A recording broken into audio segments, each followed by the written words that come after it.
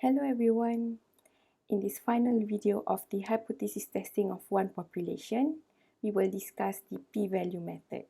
In my opinion, this method is an easier method to do hypothesis testing because we do not need a statistical table compared to the traditional critical value method when making a decision. So let me show you.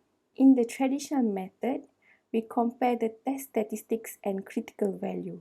For example, we have the alternative hypothesis as mu greater than 3.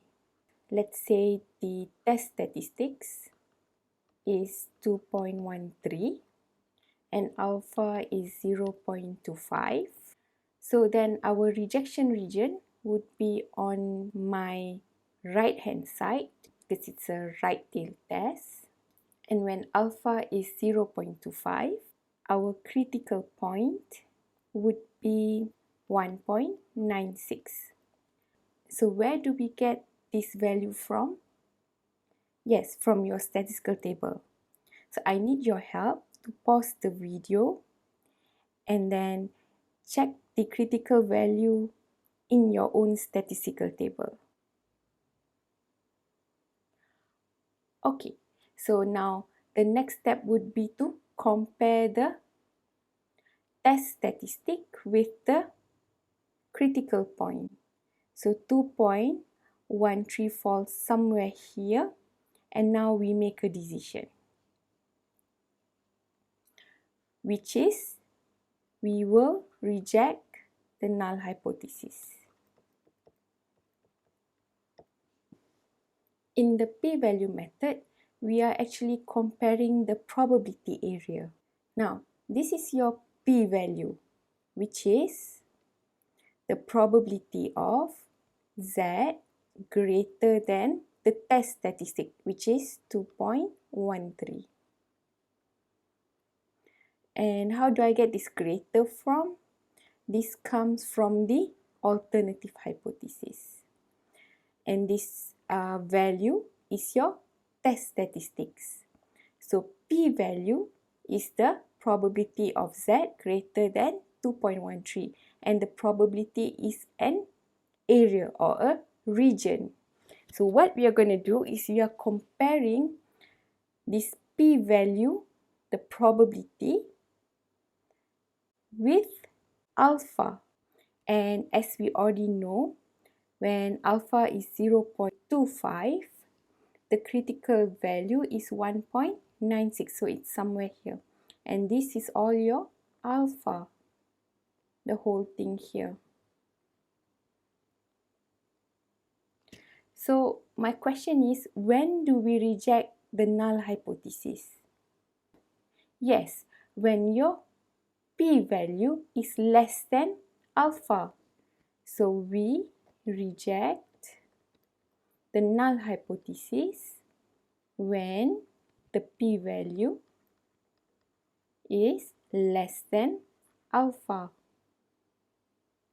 So at any point when the test statistic is in this rejection area, we would reject the null hypothesis, which means that the p-value must be less than the alpha. So when we use the p-value method, we do not need to use any statistical table. We only compute this probability using your calculator and compare it with the value of alpha. Let's discuss the meaning of p-value. So the p here stands for probability.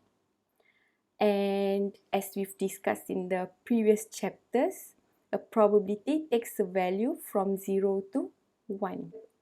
A probability takes the value of 1 when it's a certain event, and a probability takes the value of 0 when it's an impossible event.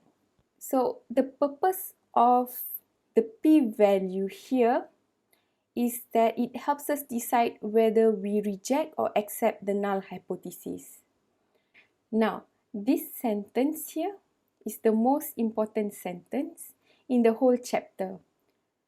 Okay, so we will reject the null hypothesis if the p-value is less than alpha. The p-value tells us whether we have evidence from a sample that there is an effect in the population. Now, an effect means that the alternative is true or the null is false. How do we conduct hypothesis testing using the p-value method? You will see that the first two steps is exactly the same as the traditional hypothesis testing method, which we have discussed in videos 1, 2 and 3. So the first step is to state the null and alternative hypothesis. And we already know that the null either contains the equal sign or less or equal or greater or equal. And the alternative hypothesis contains either the symbol not equals to, greater than or less than. And the second step is to choose an appropriate test statistics. So it's either we choose the normal distribution or the t-distribution. So when we would like to test the mean, we need to check for the sample size. Now, if the sample size is greater or equals to 30, it's considered large and we will use the normal distribution. If the sample size is small, less than 30, and we do not know anything about the population standard deviation, we only know something about the sample standard deviation, then we will use the t-distribution. When doing hypothesis for your proportion, we've only learned to calculate the test statistics when the sample size are large, and definitely we would be using the normal distribution. Next, we would be computing the p-value based on the test statistics. We discuss this further in the next slide. And then we make a decision by comparing the p-value with the alpha.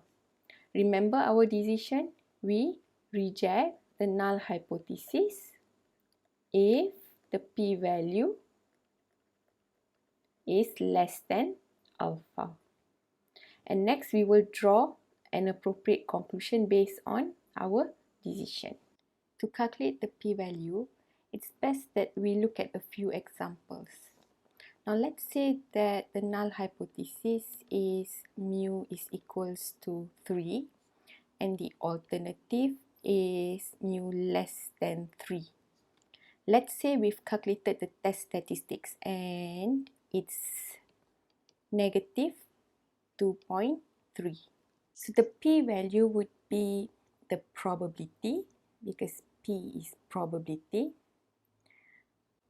z, the distribution that we use, and in your syllabus it's only the normal distribution that will be discussed in this course, and then the sign that is used at your alternative hypothesis here, which is less than, and then the test statistics here, negative 2.3.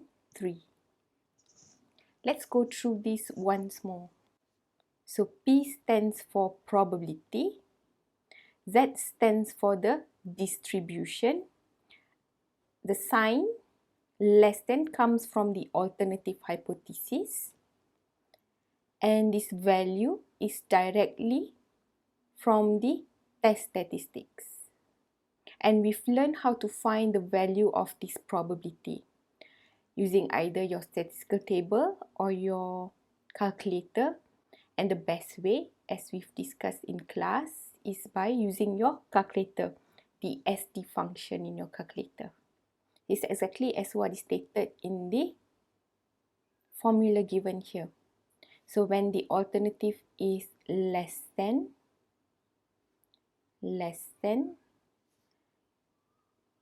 then to find the p-value, we simply take the probability of the distribution Z, normal distribution, and this sign here would follow the alternative hypothesis, and this is the test statistics.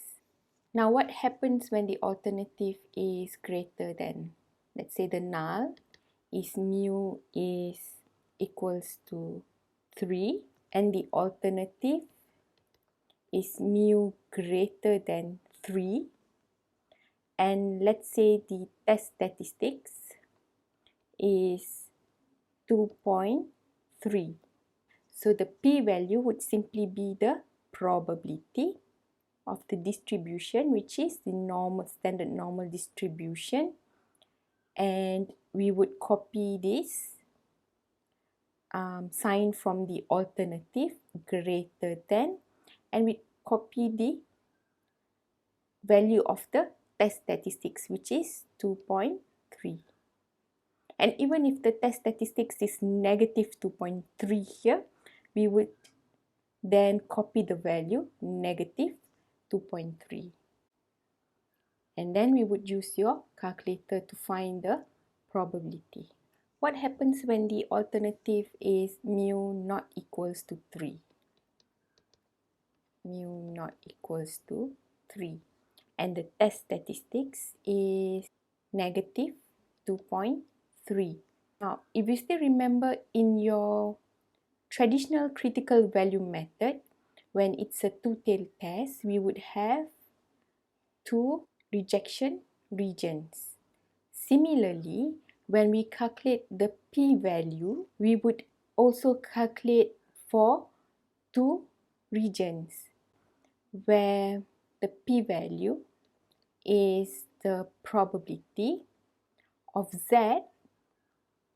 We would take one towards the left hand side here,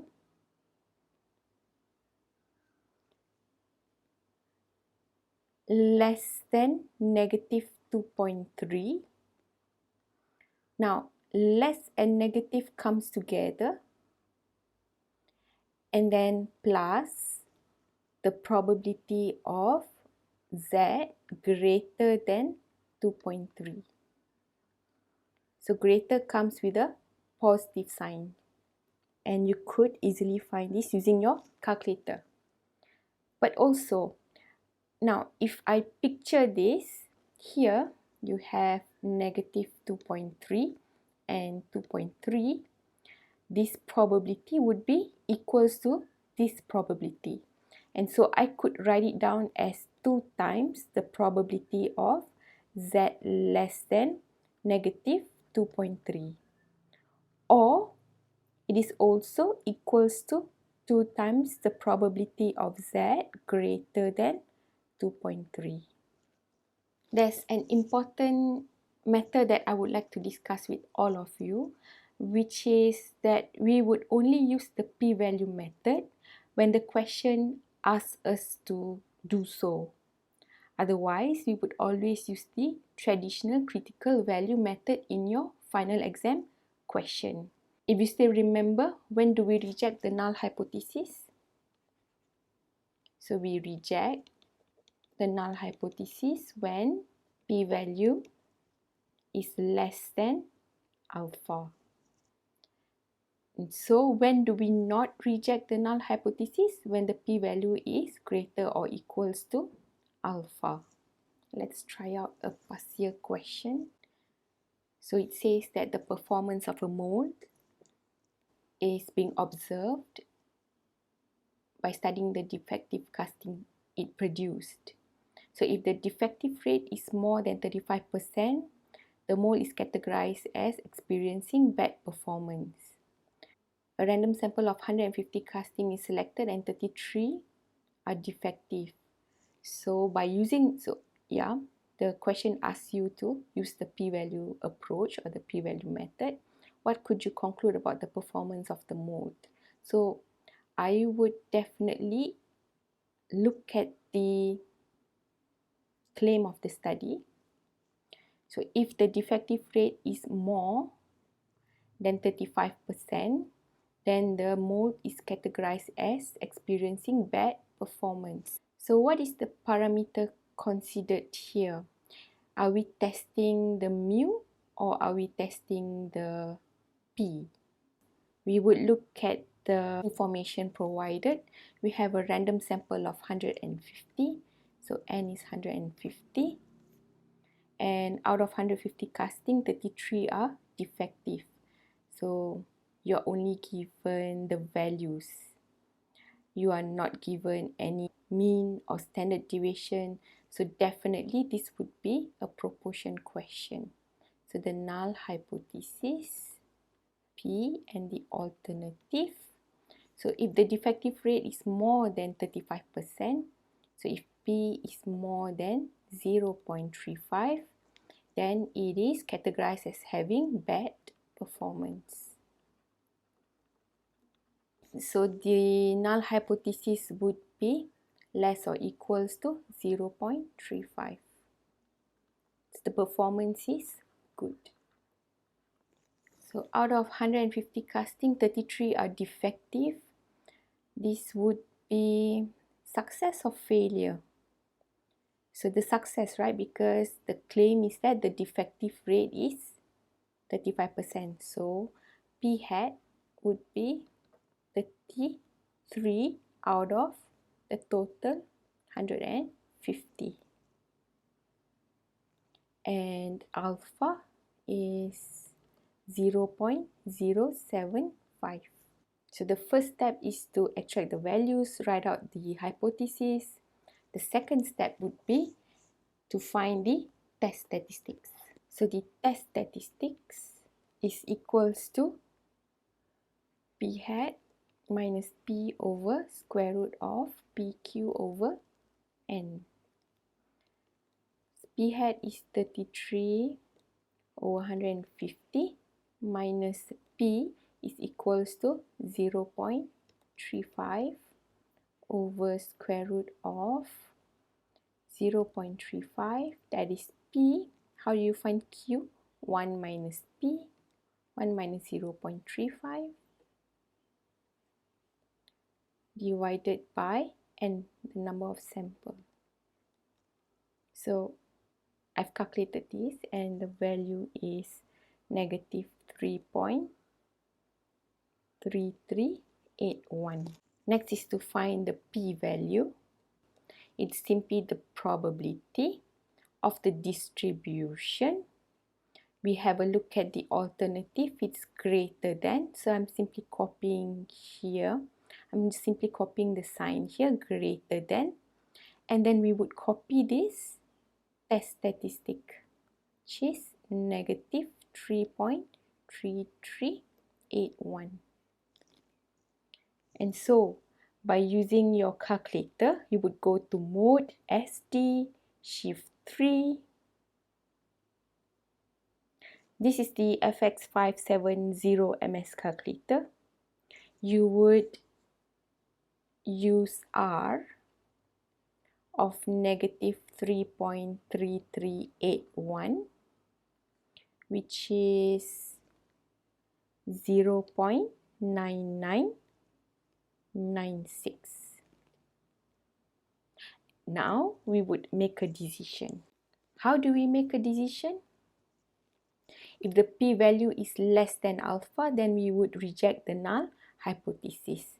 So now I would always write this one out in the final exam. If the p-value is less than alpha, we would reject the null hypothesis.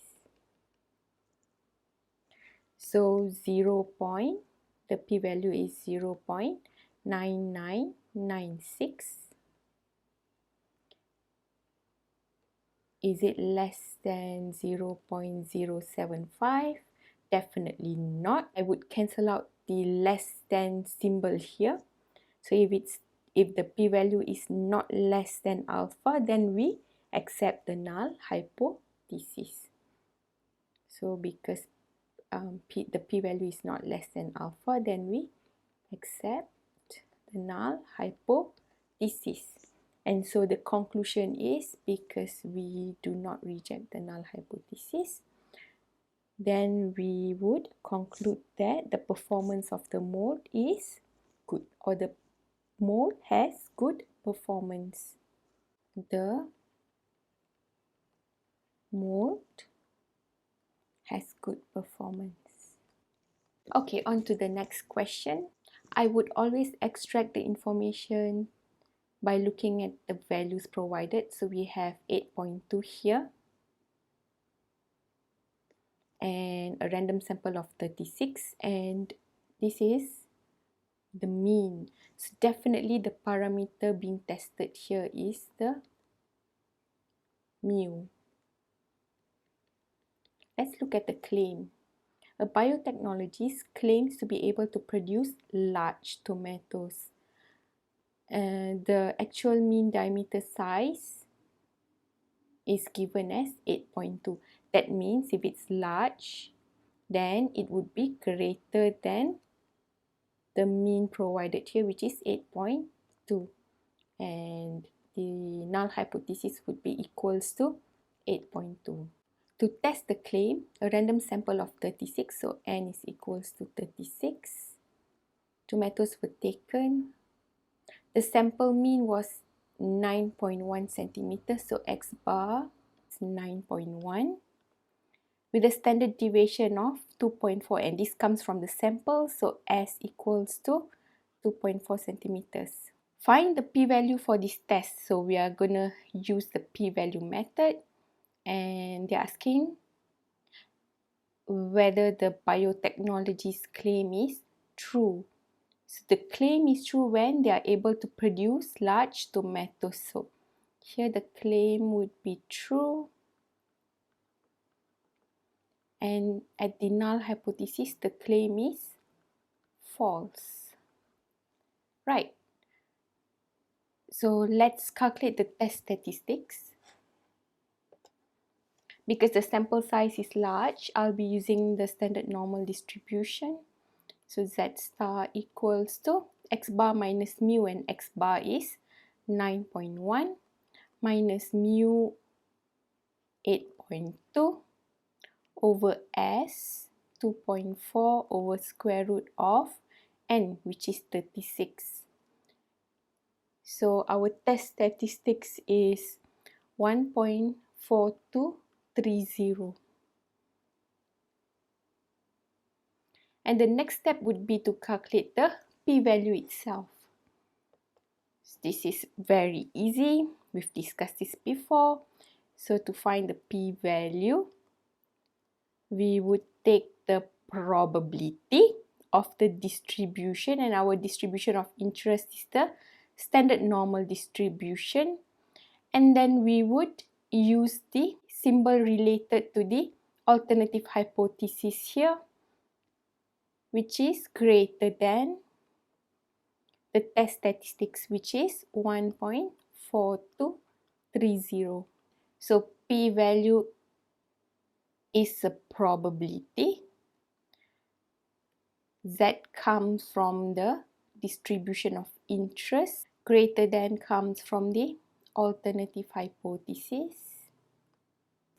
And this value here comes directly from the test statistics value. That's it. Simple as that. And now you would be using your calculator to find the probability. Because this is the property of z greater than something, we would be using the r function. So r of 1.4230 in your calculator is equals to 0.0774. Right. So we will now make a decision about our hypothesis test. So whenever you're making, you would write out your thinking process, which is, so when the p-value is less than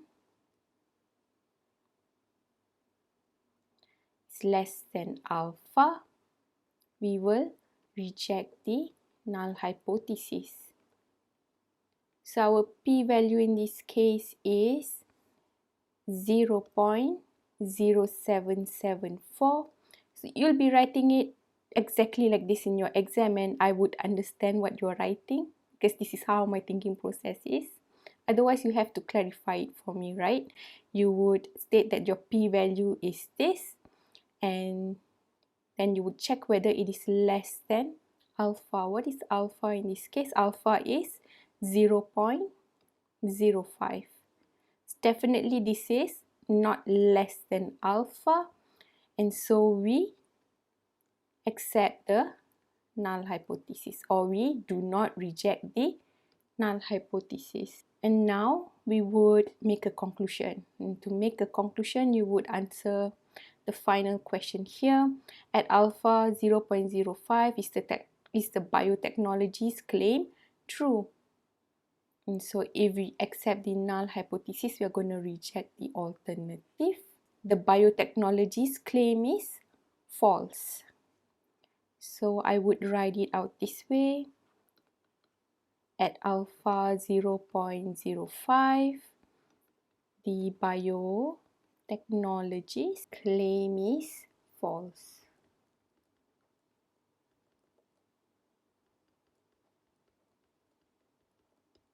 So we finally come across a question with a two-tailed test. The null and alternative is provided, the informations are all provided.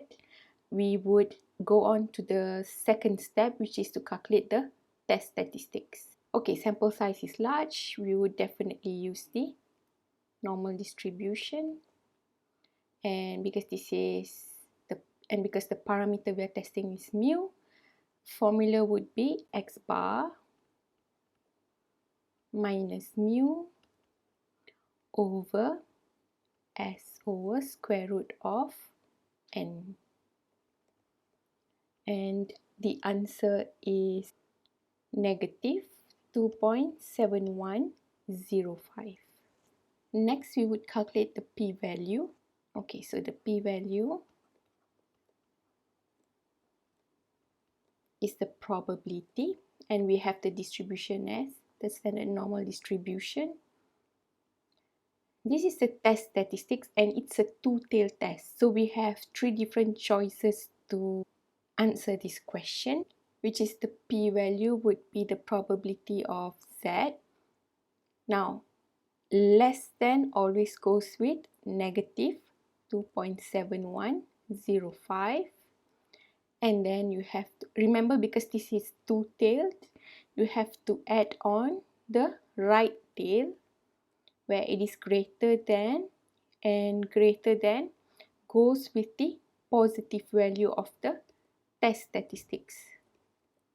So you could do it this way, or if you're like me and you want to settle this as fast as possible, you would simply take 2 times the probability of z less than negative 2.7105, because this probability is equivalent to this probability. Or this is also similar to 2 times this probability, which is z greater than 2.7105. Now I'm going to use this to find my answer, which is 0.00672. I invite you to check the answer using your calculator. And then the next step would be the decision making and the conclusion.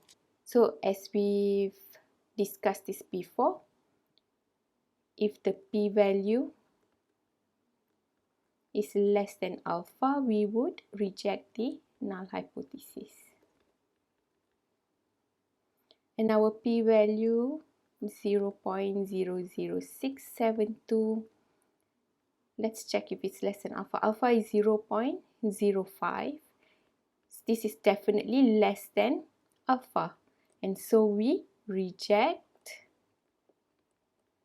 the null hypothesis. And if we reject the null hypothesis, we would accept the alternative. And our conclusion would be that mu is not equals to 50. That's it. Now, I would also like to discuss another possibility. If the test statistics is positive, so let's say the sample mean is not 47, but it's 53. Okay, so our test statistics would be,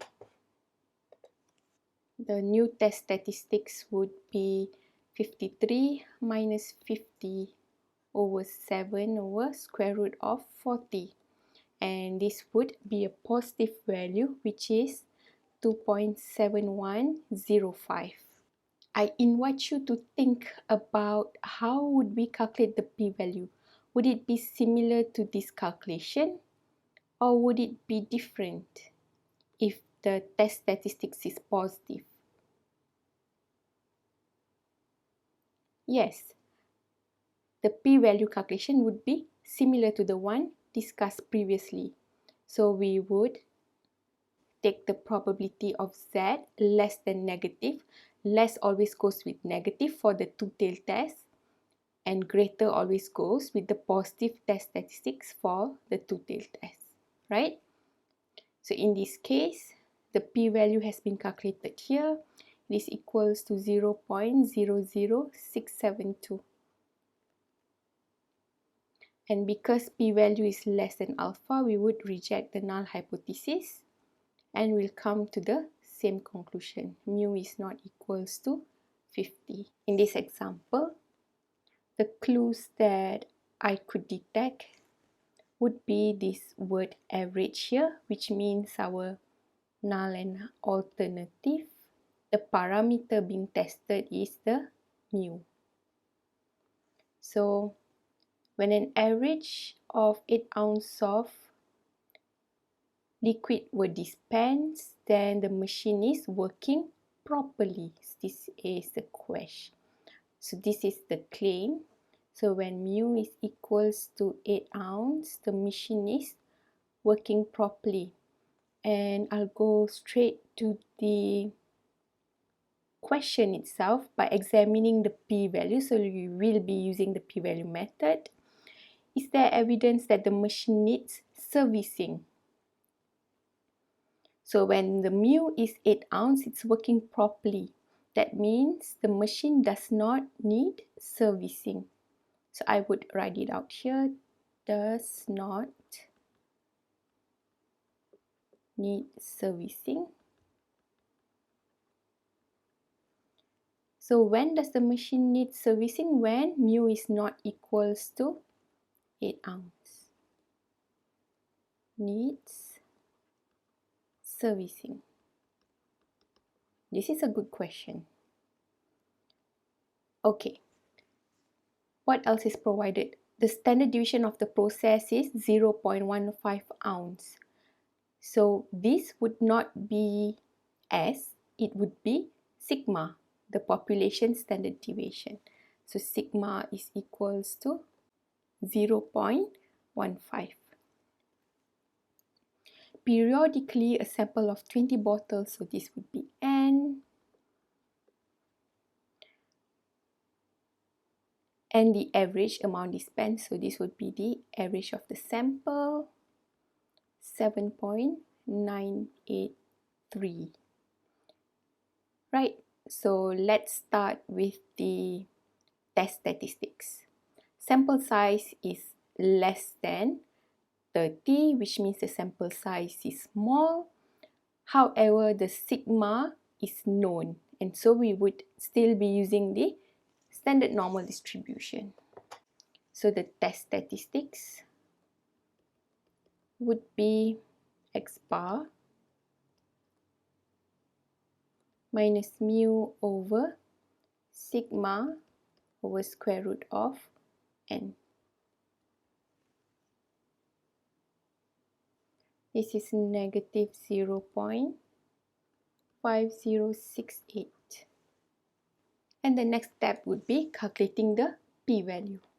So because this is a two-tailed test, again, and we have the test statistics as a negative value, the p-value would be calculated in this way.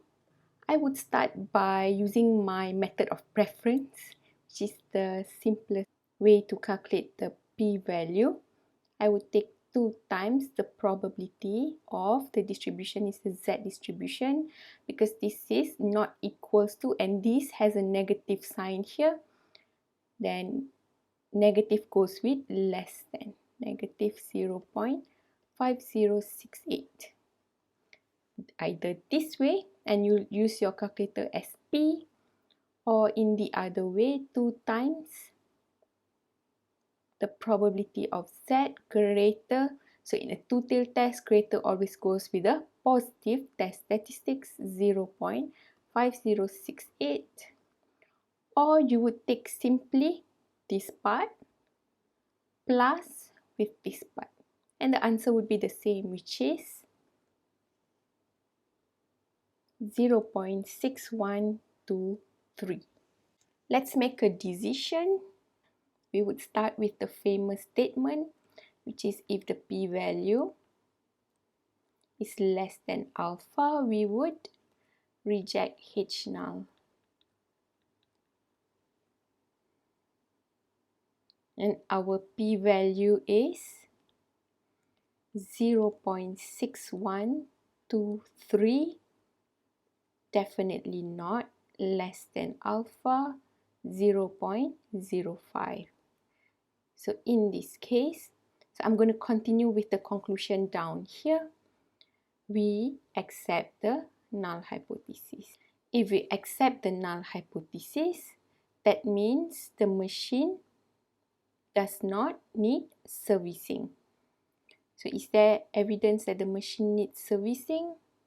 I would write this as there is no evidence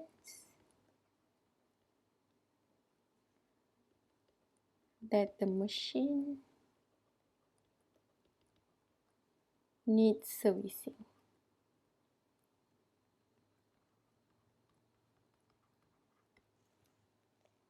So class, how do we start our hypothesis testing? Yes, by extracting the value. So let's check. The clues are average, right? When we have the word average, the null and alternative would be testing the mu. So the recommended RDA for zinc among males older than 50 years is at least an average of 15 milligrams a day. So what is at least? Greater or equals to, and that goes to the null hypothesis, greater or equals to 15 milligrams a day. And so the alternative would be less than 15. I'll go straight away to the last question here. By examining the p-value, so you will be using the p-value method, does this data suggest that the average daily zinc intake fulfills the recommendation by RDA? So the recommendation is at least 15 milligrams a day. This is the recommendation. So I will write here as fulfills the recommendation, and here as does not fulfill.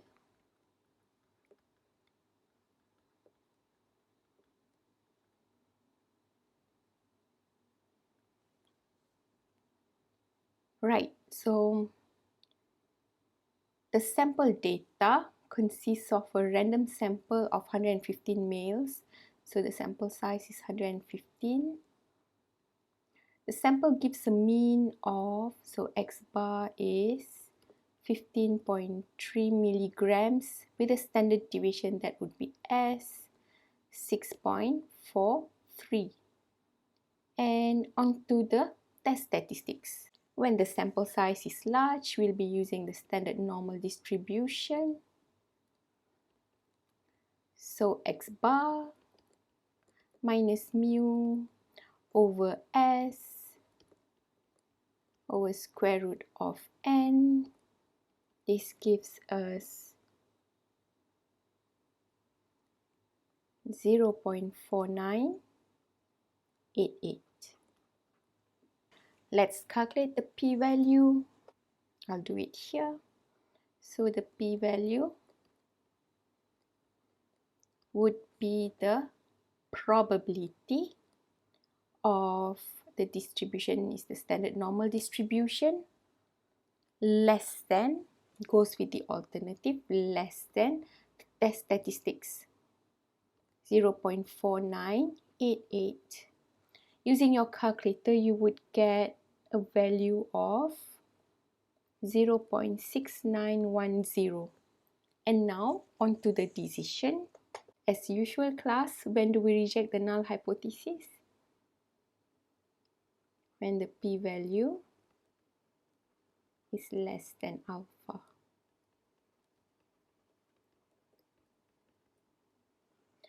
So our p-value is definitely not less than alpha. So we accept the null hypothesis.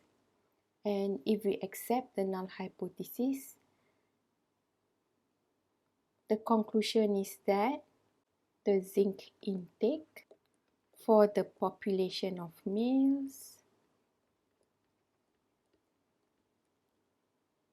fulfills the recommendation by RDA. Let's look at a past year question. This is a popular question and we've done this before using the traditional method. Not more than 80% of all line disturbances are noise. And because we've done this before, I'm straight away going to write out the null and alternative.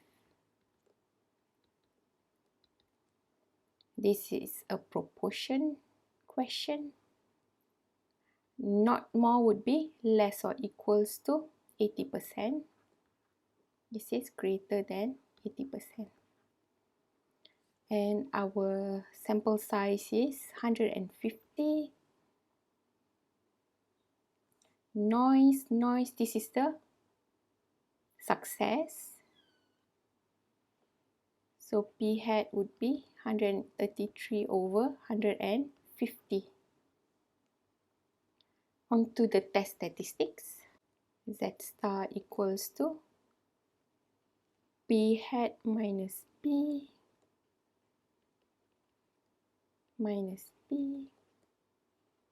over square root of pq over n. P is 0.8, q is 1 minus 0.8, which is 0.2, over n is 150. So our test statistics is 2.6536. Let's calculate the p-value. Because the alternative is greater than, the p-value is quite easy to calculate. So the p-value is the probability of Z greater than the test statistics, 2.6536. This is equals to 0.00398. Let's make a decision. And as usual, we reject the null hypothesis if the p-value is less than alpha. So in this case, the p-value is 0.00398. It is less than alpha. Alpha is 0.025. And because it is less than alpha, we reject the null hypothesis. And we conclude that, so the question is, could the null hypothesis be rejected? So we could conclude that the null hypothesis is rejected at the 2.5% significance level. That would be correct, but I would write it this way. Because we reject the null hypothesis, we would accept this. So the proportion is greater than 0.8, more than 80% of the line disturbances are noise. In this question, it starts with a claim. So a psychologist claims that the mean age means we are going to test the mu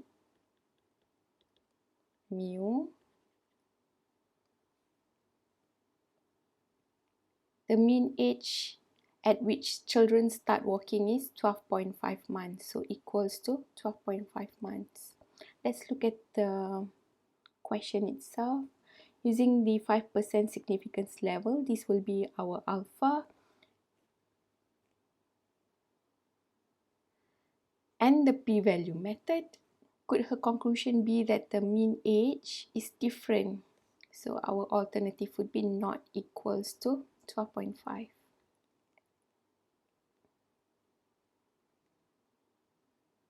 This is different. This would be the same or not different.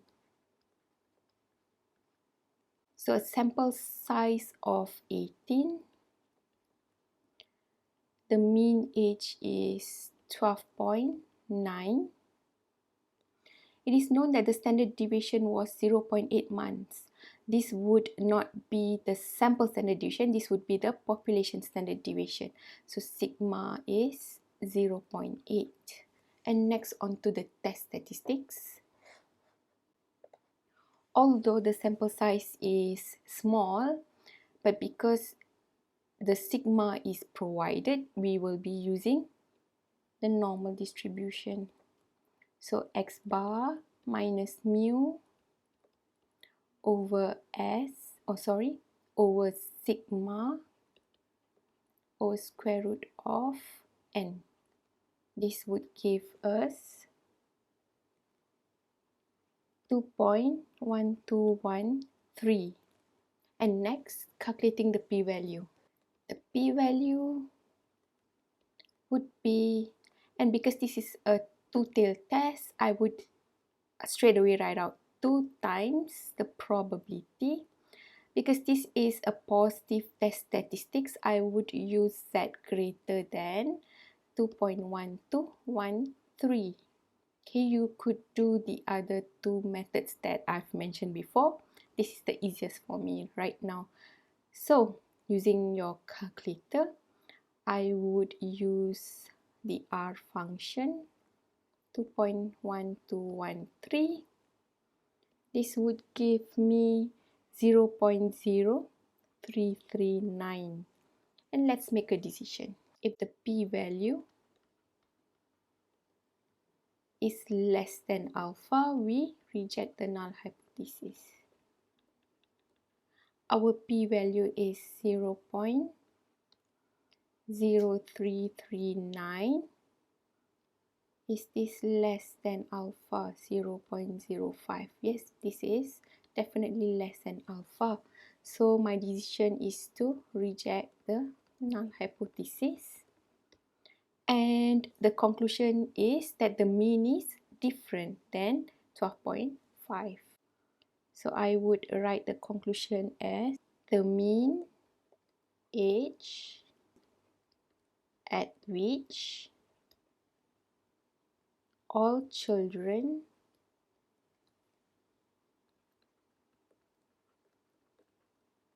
start walking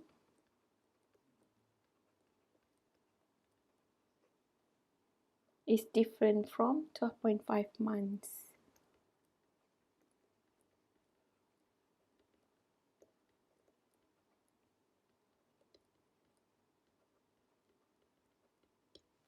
Okay class, I think all of you did a good job in understanding the p-value method, and I hope that similar to me, you find that the p-value method is so much easier compared to the traditional critical value method. Okay class, thank you for your attention. I'll see you in the next video.